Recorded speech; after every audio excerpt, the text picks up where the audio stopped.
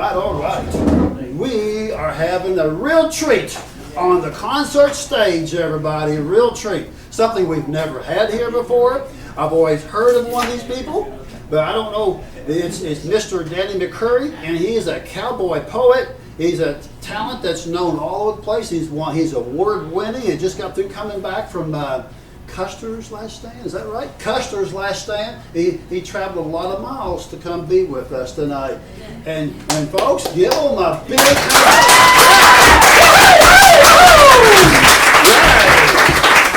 Well, thank you very much. It is great to be here. And man, if this thing goes as good as we just started off here, woo, that was good. How many of you heard cowboy poetry before? All right, quite a few of you.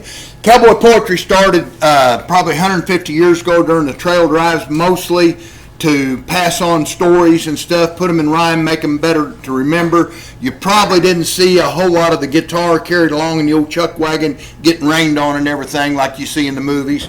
But most of the old cowboy poetry from back then was of a serious nature. A lot of the newer stuff tends to be a little humorous. I'm going to try to give you one of each. I'm going to start off with kind of a serious poem. I am a huge fan and have a great respect for the working ranch cowboys of old and new, work on the big ranches. And this is my tribute to them. I call it Thin, Clean Air. Now, if you can use your imaginations, I want you to come along with me, and I'll paint you a picture of a cowboy that most folks never see. But I seen him riding hard, and I watched him fall and drag, bouncing off them rocks like a worn-out old dish rag. When the stirrup leathers broke and left him there for dead, he told me, "Fetch my hat, son.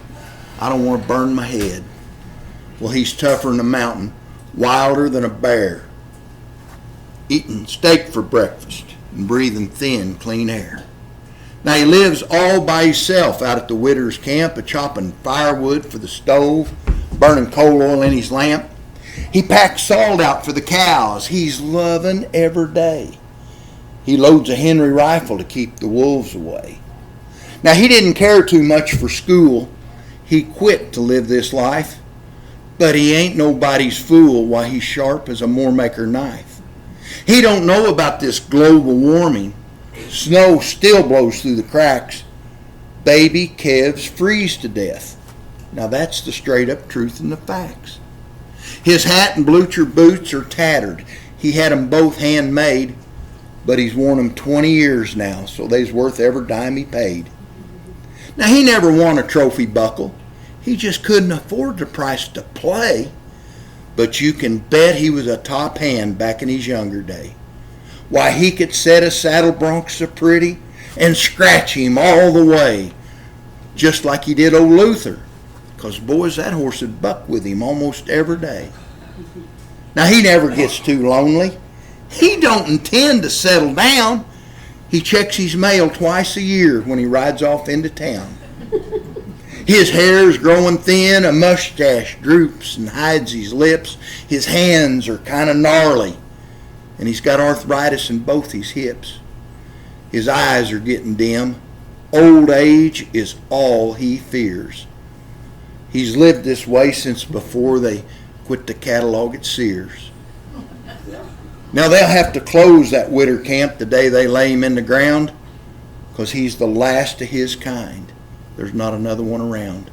Like the end of a good novel or reading the last page, his youth is all spent now, and he's in the final stage. But he's tougher than the mountain, wilder than a bear, eating steak for breakfast and breathing thin, clean air. Yeah.